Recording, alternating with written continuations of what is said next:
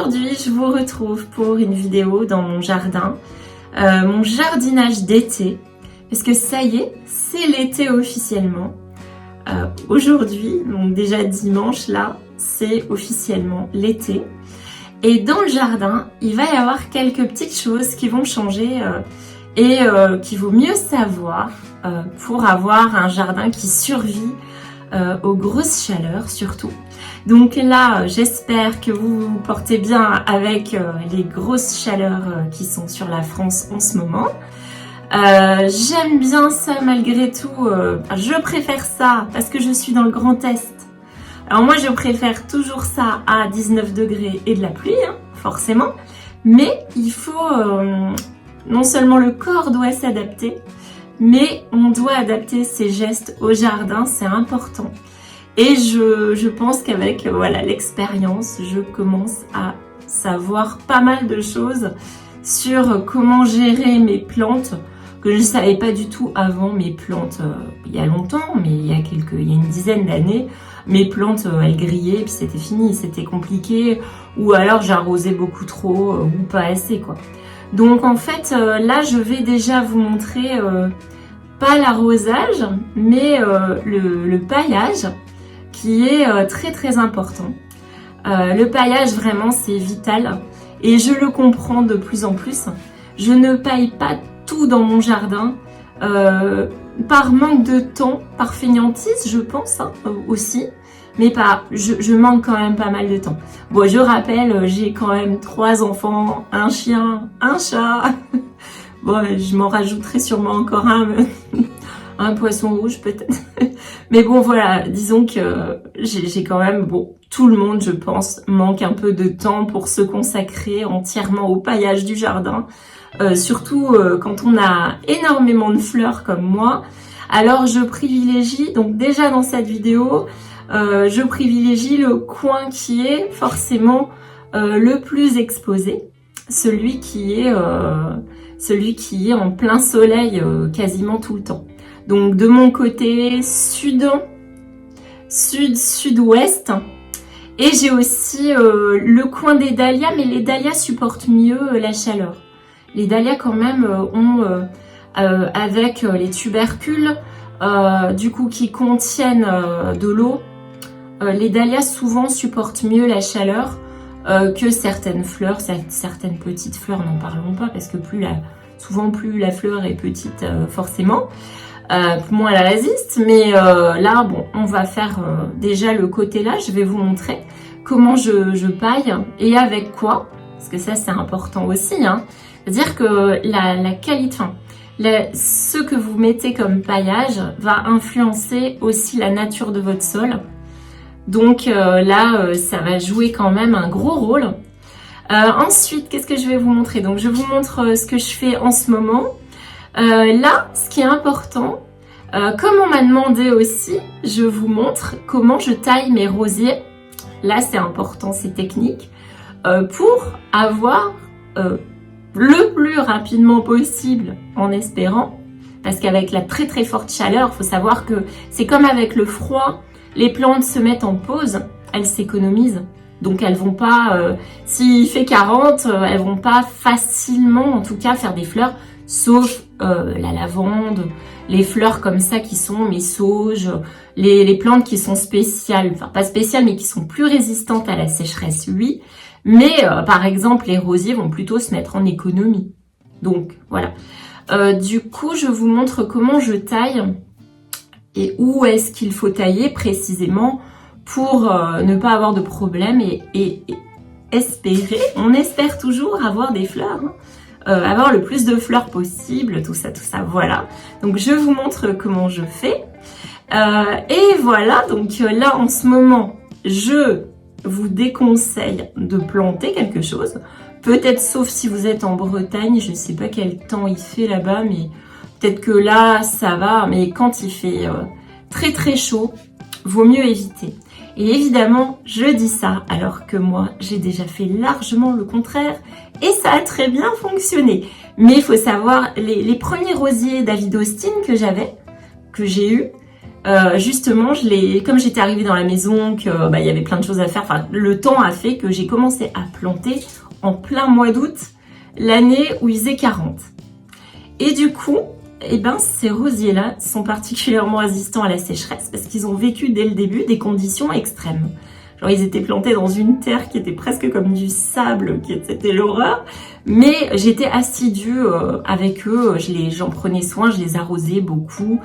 Pas trop non plus, hein, mais voilà, je faisais pour que tout se passe bien, tout s'est bien passé. Aujourd'hui, ils sont magnifiques, c'est le Roald Dahl d'ailleurs, le Roald Dahl que vous connaissez très très bien. Pourquoi vous le connaissez très très bien celui-là par rapport à d'autres? C'est parce qu'il fleurit tout le temps. Donc voilà, si vous voulez des fleurs tout le temps, prenez Roald Dahl. Il est tellement fiable celui-là, c'est chez ma voisine aussi. Et elle l'a pas acheté au même endroit. Donc, vous voyez comme quoi ça fonctionne très très bien. Voilà, je vous montre comment je fais ça. Je vous ai mis plein d'images de mes fleurs insérées, de mon jardin aussi. Faut savoir que la dernière fois dans le Garden Tour, je vous ai pas tout montré. Hein. Je vous ai pas montré par exemple, c'est vrai, mais un côté que j'estimais avoir beaucoup montré déjà dans les vidéos précédentes. Donc là, vous le verrez un petit peu plus, c'est le côté sud-ouest-ouest. Je l'ai quasiment pas montré dans le Garden Tour, je l'ai pas du tout montré. Pour la simple et bonne raison que là, c'est la fin des roses. Donc là, c'est la première floraison. Et comme tous mes rosiers sont remontants, parce que j'aime avoir des roses, hein, il faut attendre, en général, ça fleurit 3 fois chez moi. Donc là, ça va fleurir, je pense, dans 15 jours peut-être, voilà, ou 15 jours, 3 semaines. Et ensuite, j'aurai une floraison, je pense, fin août, quelque chose comme ça. On verra bien. Surprise, la nature, pas toujours prévisible non plus. Alors, je vous montre encore, j'espère que j'ai tout dit. Dites-moi. Je vous montre des images, vous avez vu peut-être dans l'intro. J'ai enfin la chance parce que parce que c'est un coin qui est presque mi-ombre, hein, où j'ai mis ça. C'est au soleil mais un peu mi-ombre, là j'ai les fleurs à couper que je regarde là. Donc j'ai les immortelles qui sont sortis, bientôt les mufliers. Les cosmos sont en train de sortir juste aujourd'hui. Et surtout, j'ai ma première zinnia qui est sublime. Voilà. Donc je l'ai mis dans la vidéo aussi. Je vous ai mis des rosiers, des belles images de mes fleurs. Et avant de se quitter, je vous montre quelque chose qui, je pense, pourrait être intéressant pour vous avec la chaleur et tout ça. Alors voilà, j'ai pensé à vous. Je voulais vous parler, on n'en parle pas assez, je trouve. On n'en parle nulle part, je trouve. C'est les géraniums odorants. Les géraniums, donc, parfumés. Donc, on en trouve en jardinerie encore en ce moment. On en trouve chez tous les horticulteurs. Et celui-là, je l'adore parce qu'il fait des feuilles, des très belles feuilles. Voilà. Ça s'appelle vraiment officiellement le géranium rosa. Donc celui-là, c'est un vrai géranium rosa qui est un peu plus difficile à trouver, mais quoique, vous devriez réussir à trouver. Mon papa m'a fait une bouture parce que je l'avais hiverné et c'est le seul, comme il vient du sud de la France, c'est le seul qui n'a pas voulu. Et il faisait beaucoup trop froid pour lui et il m'a dit non. Donc il a crevé cet hiver alors que je ne l'avais pas mis dans des conditions extrêmes. Pourtant, il était dans des bonnes conditions. Mais donc, mon papa, merci, m'a fait une bouture. Et regardez ce qu'il est devenu, il est immense, je suis contente. Il est orienté plein sud, mais là, par exemple, avec vos plantes là, en ce moment, si vous ne savez pas, il faut absolument mettre ça à l'ombre, à mi-ombre.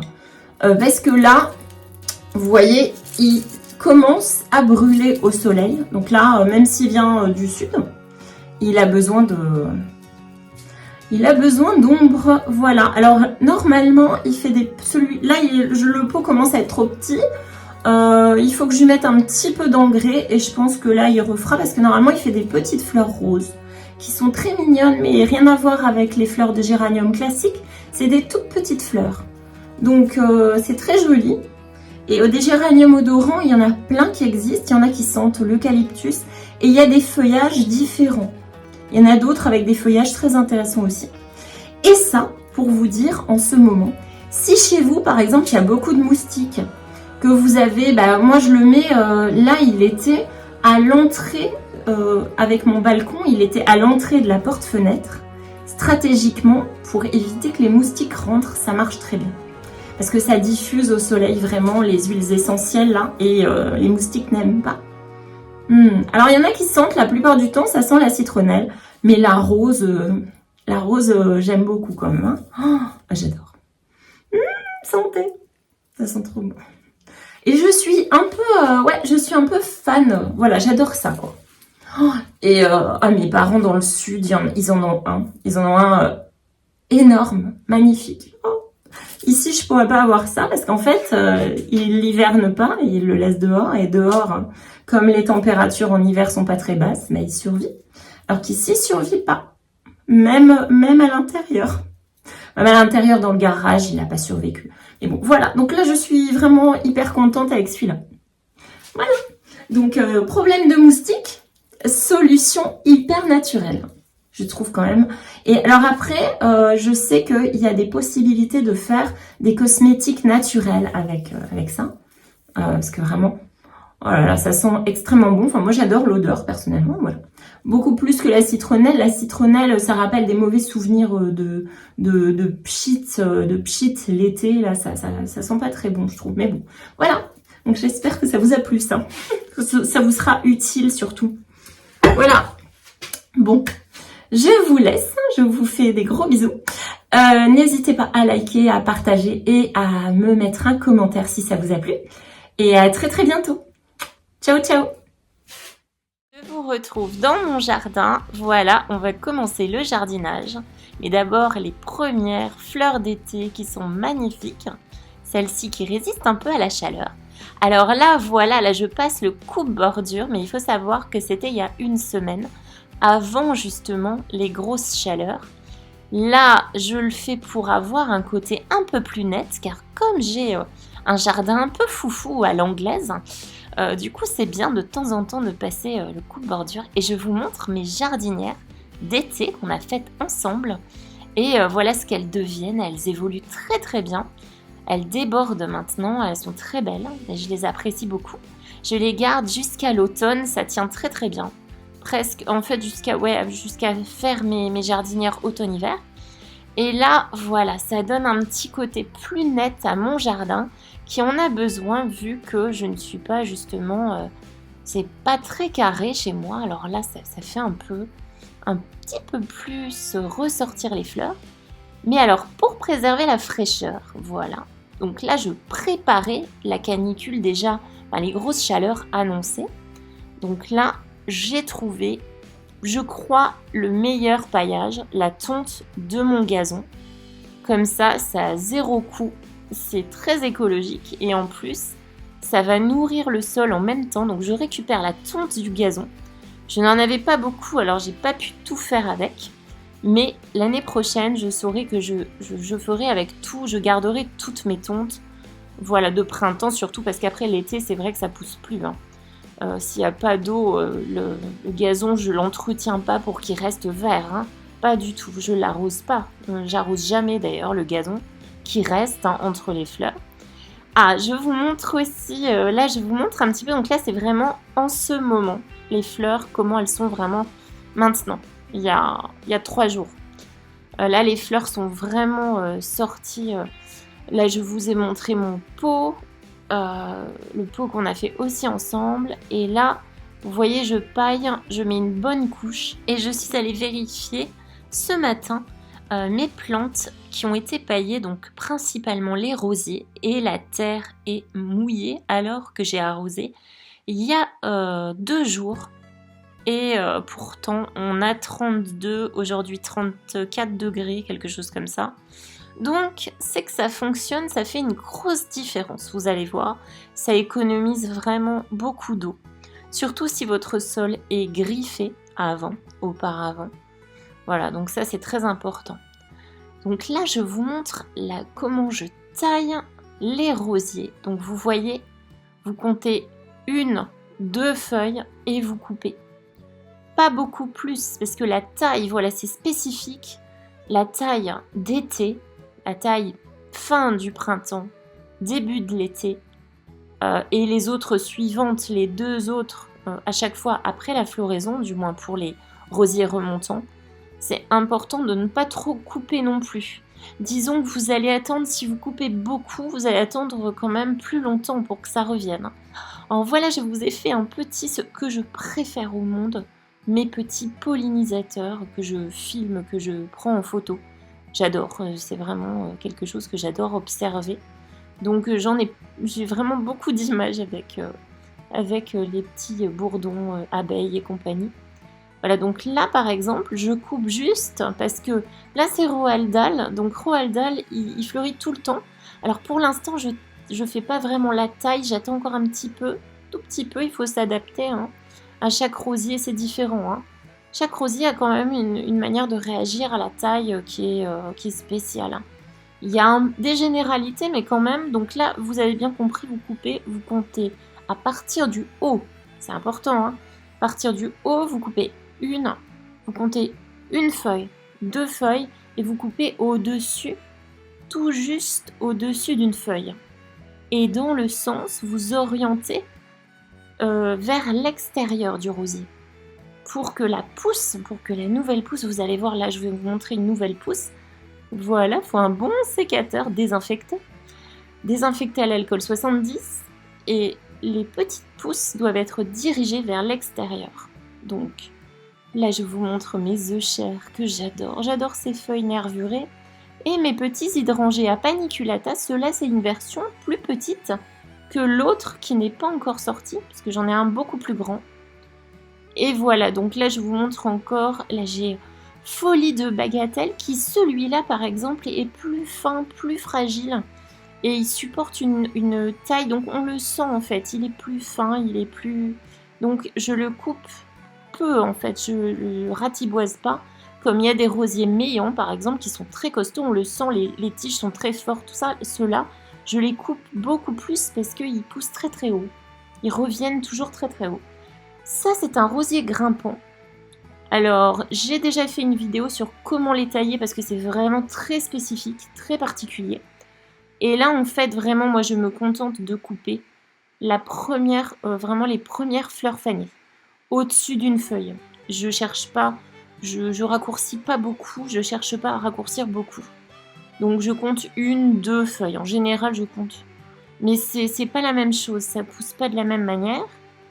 Donc comme ça, vous aurez des fleurs. Évidemment, il n'y a pas que ça, il n'y a pas que la taille pour avoir des fleurs. Il faut aussi avoir un sol suffisamment nourri, ça c'est un des trucs les plus importants, et suffisamment arrosé, évidemment. Par contre, les rosiers, une fois qu'ils sont établis, au bout de 3 ans, je dirais, 3 ans, ils supportent très très bien la sécheresse. Voilà. Donc, gros bisous et à très très bientôt. Ciao ciao.